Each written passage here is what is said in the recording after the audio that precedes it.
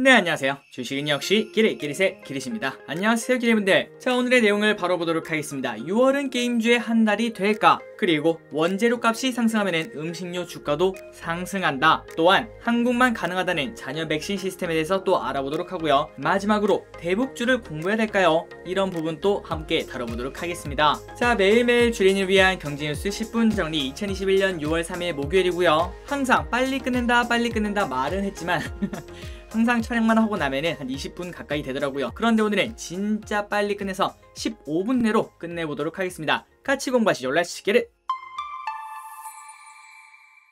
첫 번째 뉴스입니다. 계란값 때문에 빵집 휴업할 판. 폭등 물가에 자영업자가 비상이라고 하는군요. AI로 공급이 부족하기 때문에 5월 달걀값이 45.4%나 상승했다고 합니다. 아마도 작년에 대비해서 그런 것 같은데요. 이 부분은 확실히 느껴지죠. 계란을 어디 사러 가면 거의 8,000원 정도가 넘는 걸 느낄 수 있고, 그리고 플러스 대형마트 같은 경우에는 조금 더 싸게 파는 걸로 알고 있습니다. 그런데 저 기릿이 항상 저녁에 이렇게 마트를 가면은 품절이 돼 있더라고요. 그래서 직원분께 여쭤보니까 보통 2시면은 계란은 다 솔드아웃이 된다고 합니다. 그 정도로 품귀 현상을 빚고 있다, 이렇게 볼 수 있겠네요. 자, 내용을 보시면은 소비자 물가 동향에 따르면 5월 소비자 물가 지수는 107.46, 이 수치가 나왔으며 한 해 전보다 2.6%가 올랐다고 하며, 이는 2012년 4월 이후 가장 높은 상승률이라고 합니다. 또한 상품 가격은 한 해 전보다 4%나 올랐고요. 이 가운데 농산물은 1년 전보다 16.6%나 뛰었다고 하는군요. 특히 생육 부진 탓에 팥값은 130%나 올랐으며, 다만 전월에는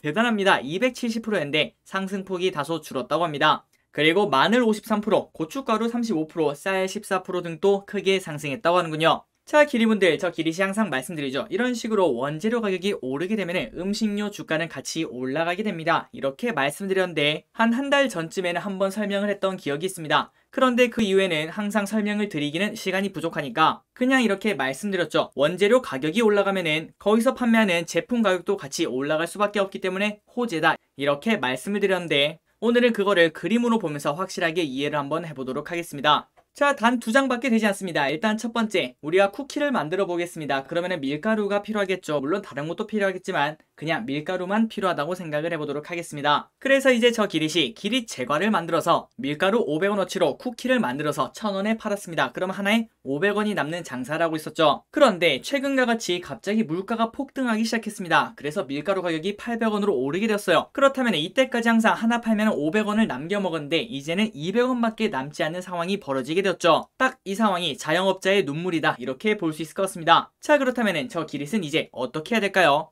어쩔 수 없이 가격을 1,300원으로 올릴 수밖에 없을 것 같습니다. 그 마진 500원을 남기기 위해서요. 그런데 여기까지만 보자면은, 아니 기릿, 그런데 아까 500원에 사서 1,000원에 팔았잖아. 그러면 500원이 남는데 지금 이제 800원에 사서 1,300원에 파니까 똑같이 500원이 나오면은 어차피 거기서 거기 도찐 개찐 아닐까? 그런데 이런 상황이 벌어지는데 항상 음식료 주가는 올라가게 됩니다. 그 말은 어디선가 좋은 점이 있다는 소리겠죠. 그 포인트는 바로 원재료 가격은 항상 일정되게 움직이지 않는다, 이 부분을 볼 수 있겠네요. 자, 이 세상의 모든 자산 가치는 거의 마찬가지입니다. 항상 사이클이라는 게 존재하고 있죠. 무조건 오르기만 하는 자산도 없고 무조건 내리기만 하는 자산도 없습니다. 그렇기 때문에 밀가루 가격도 어느 순간이 지나면 다시 가격이 떨어지게 될 거예요. 그 이유는 여러 가지를 들 수 있겠지만 크게 보자면은, 일단 밀가루가 여기 보시면 벌써 60%가 넘게 폭등한 걸 확인할 수 있죠. 그렇다면 기린분들, 밀가루 생산량을 늘릴까요, 안 늘릴까요? 당연히 전 세계 사람들이 야, 밀가루가 요즘 호황이래 하면서 늘릴 수밖에 없다라고 생각됩니다. 그 말은 한 1년만 지나면은 공급이 증가된다는 소리겠죠. 그리고 플러스 이렇게 밀가루 가격이 계속 올라가게 되면은 사 먹는 사람들이 당연히 줄어들 수밖에 없습니다. 대체제를 찾기 때문이죠. 그 말은 다시 말하자면은 수요가 줄어든다고 볼 수 있겠죠. 그래서 결국은 시간이 흐르면 공급은 늘어나고 수요는 줄어드니까 다시 가격은 떨어지게 될 겁니다. 그런 상황이 벌어지는데 그 옆에서 씩 웃는 게 한 명 있죠. 누굴까요? 바로 기릿 제과라고 볼 수 있겠네요. 원재료 가격이 800원으로 올라서 어쩔 수 없이 쿠키 가격을 1,300원으로 올렸지만 시간이 지나고 나니까 원재료 가격과 그 다음에 쿠키 가격의 차이가 500원이 아니라 800원이 되었네요. 그 말은 영업이익률이 엄청나게 좋아진다고 볼 수 있겠죠. 자, 기릿분들 이해 가셨죠? 이러한 이유 때문에 원재료 가격이 오르면은 야, 단기적으로는 수익성이 나빠지는 거 아니야, 이런 생각을 해볼 수 있겠지만 음식료 주가가 올라가는 이유라고 생각하시면 될 것 같습니다. 이 미래를 보고 있다고 볼 수 있겠죠.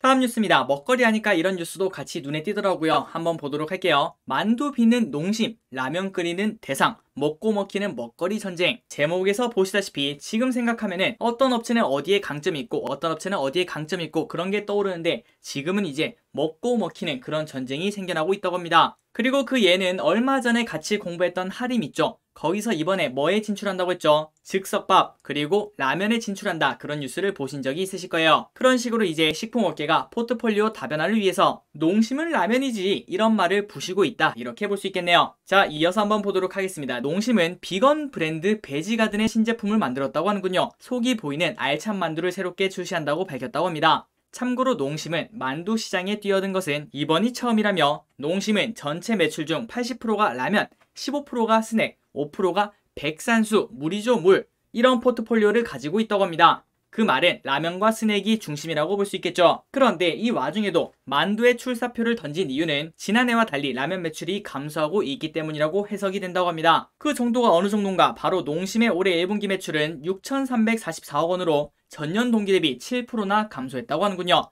게다가 지금 원재료 가격이 엄청 오르고 있지 않겠습니까? 그래서 영업이익은 무려 55%나 감소했다고 합니다. 그래서 아마도 농심 주주분들은 최근 들어서 농심 주가가 엄청나게 안 좋은 걸 알고 계실 거예요. 그 이유는 바로 이것 때문입니다. 영업이익이 폭망했기 때문이라고 볼 수 있겠죠. 다음으로는 대상과 풀무원 등 전통의 식품업계는 라면 시장 진출과 함께 주력 브랜드인 두부와 미원을 활용한 신제품을 출시하고 있다. 이 외에도 빙그레는, 빙그레 하면은 아이스크림이죠. 그런데 단백질 브랜드 더 단백을 론칭하며 코로나19를 통해 시장이 커진 운동보조식품 사업에 본격적으로 진출했고, SPC 삼립은 미국 그릭 요거트 1위 업체 초바니와 공급 계약을 체결하며 요거트 시장에 발을 디뎠다고 합니다. 삼립하면 호빵인데 이제는 요거트를 판다고 하는군요. 마지막으로 아까 얘기했던 하림 얘기가 나와 있군요. 즉석밥 시장에 도전했고 올해 하반기 라면 출시를 앞두고 있다고 합니다. 자, 그리고 이렇게 포트폴리오를 다각화하는 이유는 지금까지는 음식료주가 항상 우리나라에 국한되어 있었습니다. 그러니까 우리나라 안에서만 이렇게 서로서로 나눠 먹는, 너는 라면 나는 아이스크림 이런 식으로 나눴다, 이렇게 볼 수 있겠죠. 그런데 작년부터 갑자기 전 세계적으로 우리나라 음식이 쭉쭉 성장하는 그런 흐름을 보여줬습니다. 갑자기 이런 세계 시장이라는 기회가 보이니까 야, 우리가 꼭 라면만 해야 돼, 이런 얘기가 충분히 나올 수 있다, 이렇게 볼 수 있겠죠. 앞으로도 음식료주 쭉쭉 성장해서 전 세계 시장을 다 먹었으면 좋겠습니다. 다음 뉴스입니다. 웬디 셔먼 대북 정책 알렸다. 미국, 북한과 대화할 준비가 되었다고 하는군요. 웬디 셔먼 미국 국무부 부장관이 바이든 행정부가 북한의 대북 정책을 알렸고 이제 북한과 대화할 준비가 됐다고 재차 강조했다고 합니다. 최근 동남아 지역을 순방 중인 셔먼 부장관은 이날 태국 방콕에서 전화 기자회견을 통해 조 바이든 미국 대통령이 최근 성김 국무부 대북특별대표를 임명한 사실을 언급하며 우리가 북한과 대화할 준비가 되어 있다는 또 다른 신호라고 밝혔다고 하는군요. 일단 지금 봤을 때 미국과 북한이 서로 미사일을 쏘면서 싸울 것 같지는 않군요. 그렇다면 대북주 중에서도 실적이 나오는 기업들은 충분히 공부해볼 필요가 있다. 일단 지금 생각나는 거는 현대건설, 현대로템, 현대엘리베이 이런 기업들이 충분히 손에 꼽을 수 있겠군요. 한번 기대분들이 북한이랑 미국이 대화하지 않을까 이런 생각이 있다면 꼭 한번 공부해보시기 바래요. 다음입니다. 다시 개방한 마카오 5월 카지노 수입 6배 급증.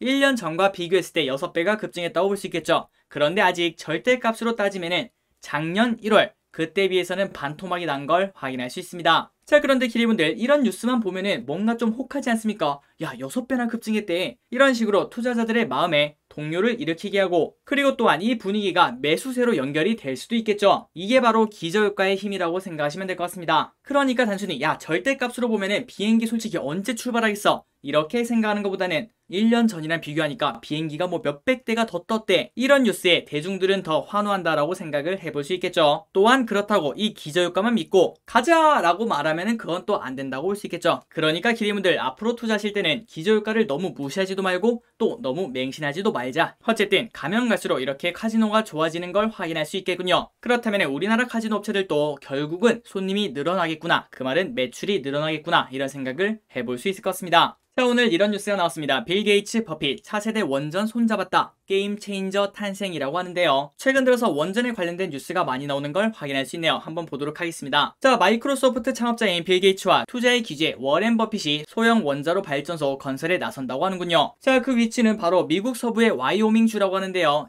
여기에는 미국 최대의 석탄 생산지이고 석유, 천연가스 등의 자원도 풍부하다고 합니다. 또한 소형 원전 건설에는 10억 달러 정도가 투입될 전망이며 이렇게 건설하는 소형 원전 건설은 이것은 탄소를 배출하지 않는 가장 빠르고 명확한 길이라고 말했다고 합니다. 그런데 이런 시각도 있다고 하는군요. 원자력 발전 지지자들은 소듐 냉각 고속로가 탄소 문제에서 자유로운 기술이라고 강조하지만 일부에서는 전통적 방식보다 위험이 더 클 수 있다는 우려도 같이 나온다고 합니다. 자, 기리분들도 아마도 귀에 딱지가 않을 정도로 많이 들었을 거라고 생각해요. 가면 갈수록 친환경 하는 걸 알고 있을 텐데요. 그런데 거기서 어쩔 수 없이 원전을 해야 된다, 이런 분위기가 요즘 만들어지고 있는 것 같습니다. 다음 뉴스입니다. 1년 새 1600%나 성장한 네이버, 3.5조나 되는 선물하기 시장의 영토를 넓힌다고 하는군요. 자, 아래 보시면은 일평균 거래액이 작년이랑 비교했을 때 1600%가 증가했으며 그리고 5월간 사용자는 7배나 증가했다고 합니다. 자, 그렇다고 이 네이버가 선물하기 시장에서 엄청나게 크게 차지하는가? 그건 또 아니라고 하는데요. 오른쪽에 보시면은 선물하기 전체 시장 규모는 3.5조 원이나 되는데 그 중에 3조나 카카오가 먹고 있다고 합니다. 그래서 아직까지는 네이버가 갈 길이 멀다, 이렇게 볼 수 있겠네요. 그나저나 카카오가 진짜 대단한 것 같습니다. 카카오톡의 힘이겠죠. 자, 네이버 선물하기가 빠른 성장세를 보이며 카카오를 위협하고 있다. 사실상 카카오 독주 체제였던 3조 5천억 선물하기 시장에 본격적인 경쟁이 이루어지는 셈입니다. 이일 네이버에 따르면 지난달 네이버 선물하기 하루 평균 거래액은 올해 4월과 비교해 130%가 증가했으며 전월 동기 대비 1600%나 증가했다고 하는군요. 자, 이런 식의 성장률을 계속 이어갈 수는 없겠지만 어쨌든 성장은 하고 있는 게 팩트 아니겠습니까? 그래서 네이버 관계자는 이렇게 성장할 수 있는 이유는 풍부한 상품 DB에 상품 추천 서비스인 선물샵까지 더해져 선물하기가 빠른 성장세를 보여주고 있다고 하는군요. 그리고 5월 가정의 달을 맞아 다양한 프로모션을 진행한 것도 성장 요인이라고 했다고 합니다. 과연 네이버가 카카오톡을 잡을 수 있을까? 일단 저 기리씨 지금 생각했을 때는 네이버는 카카오톡을 잡을 수 없을 것 같습니다. 카카오톡이라는 게 너무 강력하다고 볼 수 있겠죠. 사실상 카카오 선물하기는 우리가 이제 언제 선물했나 생각해보면은 누군가와 서로 카톡을 하다가 너무 고맙거나 혹은 카카오에서 이렇게 제일 처음에 뜨는 얘가 오늘 생일이구나, 그런 걸 보고 보내기 때문에 카카오톡의 힘이 너무나 세지 않나, 저는 그렇게 생각합니다. 스타벅스 내달부터 제주서 일회용 컵 제로화 시작. 스타벅스가 다음 달부터 제주도 일부 매장에서 일회용 컵 사용을 제한한다. 오는 2025년까지 국내 모든 스타벅스 매장에서 일회용 컵을 사용하지 않는 가치 있는 가치 프로젝트의 첫 번째 걸음이라고 합니다. 자, 스타벅스 코리아가 누구랑 같이 하나, 이걸 봤더니 제주특별자치도, 한국공항공사, SK텔레콤, CJ대한통운, 행복커넥트 포함 7개 민간기관이 함께 시작한다고 하는군요. 그래서 어떻게 일회용 컵을 제로화하나, 이걸 봤더니 다회용 컵 보증금을 1,000원을 받는다고 합니다. 그러니까 커피를 시키면은 일회용 컵을 주는 게 아니라 다회용 컵을 주는데 보증금 1,000원이 있다고 하는군요. 그리고 참고로 개인 컵이나 텀블러를 가져가면은 당연히 2,000원은 받지 않는다고 합니다. 그리고 당연히 이제 커피를 다 마시고 나면은 1,000원을 다시 돌려받을 수 있겠죠. 이번 협약에 동참한 SK텔레콤과 사회적 기업 행복커넥트는 스타벅스 매장과 제주공항에 비치할 다회용 컵 반납기를 제작, 설치한다고 합니다. SK텔레콤은 다회용 컵 회수, 그리고 세척 시스템을 구축하고 행복커넥트가 다회용 컵 세척, 보증금 관리를 포함한 운영 업무를 담당할 예정이라고 하는군요. 그리고 대한통운은 반납기를 통해 수거한 다회용 컵을 배송 차량을 통해 세척 장소로 옮기고 세척 후 다시 스타벅스 매장으로 갖다 준다고 하는군요. 그리고 이 와중에 전기차까지 도입해서 친환경 물류 시스템을 같이 구축할 준비도 하고 있다고 합니다. 그래서 이제 제주도에 스타벅스 매장이 23개가 있다고 하는데요. 그 중에서 4개만 시작한다고 하는데 저는 매우 찬성하는 입장입니다. 그리고 가장 중요한 거는 이거를 할 수 있는 게 딱 스타벅스밖에 없다라고 생각해요. 그 이유는 바로 예를 들어서 자영업자가 이걸 했다면 당연히 그 커피집 아무도 안 가겠죠. 그리고 거기에서 들어오는 컴플레인도 엄청나다고 볼 수 있을 것 같습니다. 그런데 스타벅스는 이런 캠페인을 충분히 소화할 수 있는 능력이 있다, 이렇게 볼 수 있겠죠. 참고로 제주 전 매장에 적용할 경우에는 연간 일회용 컵이 약 500만 개나 줄일 수 있다고 합니다.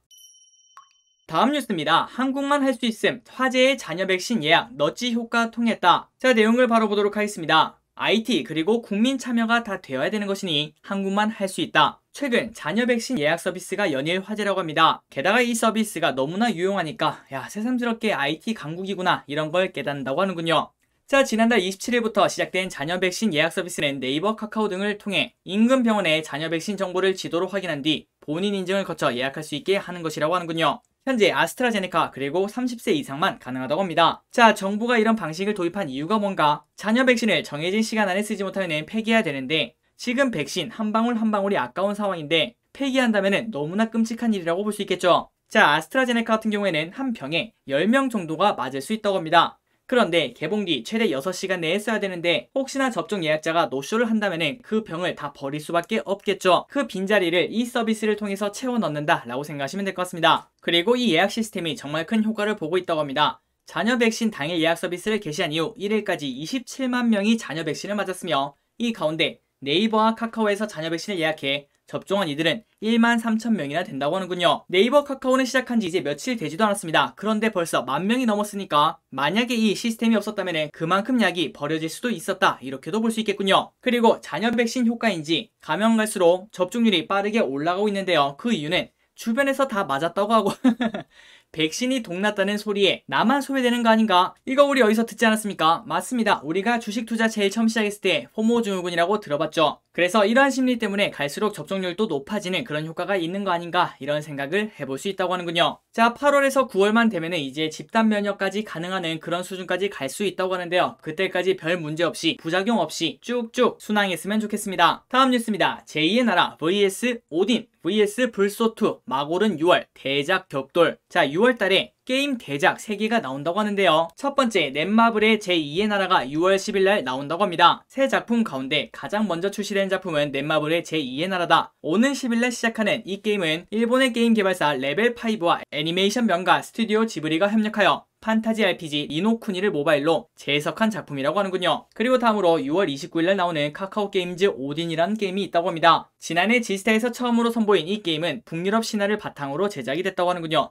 마지막으로 경공으로 헐헐 상반기 내 NC소프트 불소2가 나온다고 합니다. 참고로 불소1은 무려 2012년에 나왔다고 하는데 9년 만에 나온다고 하는군요. 그래서 이렇게 세 가지의 대작이 한 번에 나오게 되는데 이런 상황에서는 야 그럼 경쟁이 너무 심각해서 셋 다 안 좋은 거 아니야? 참고로 과거에 이런 비슷한 경우가 있었는데 그때는 3개 게임 전부 다 흥행에 성공했다고 하는군요. 과연 이번에도 그렇게 될지 한번 보면 좋을 것 같습니다. 자, 그래서 최근 들어 소외되고 있던 자동차도 올라가고 오늘은 반도체도 올라가기 시작했습니다. 그렇다면은 야 게임도 같이 올라갈 수 있지 않을까 이런 생각도 해볼 수 있을 것 같은데요. 이제 6월달 그리고 넷마블은 바로 코앞이라고 볼 수 있겠죠. 대작 게임들이 출시하기 시작하는데 그 전까지 공부할 필요는 충분히 있어 보입니다. 자, 마지막으로 오늘의 기업을 한번 보도록 하겠습니다. 서진 시스템이라는 기업을 한번 보도록 할게요. 연간 사상 최대 실적 달성 기대. SK증권은 통신장비 사업 부분의 추가 신규 발주가 꾸준히 이어지는 가운데 각 사업 부분들의 성장세가 더해지면서 연간 사상 최대 실적 달성 기대감이 높아지고 있다고 평가했다. 이에 투자 의견 매수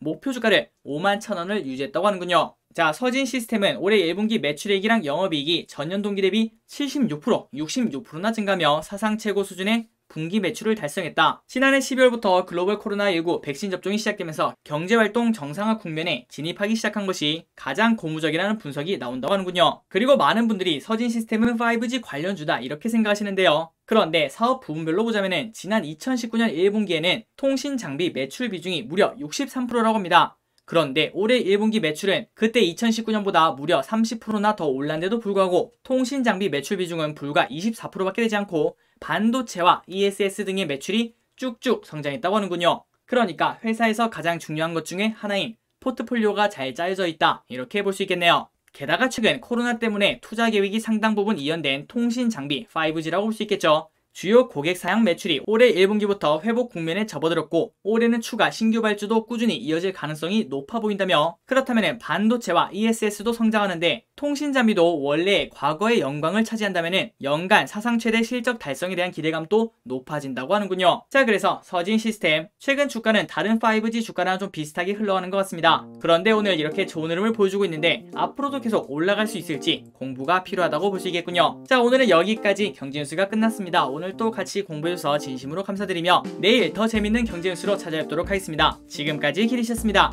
빠이요.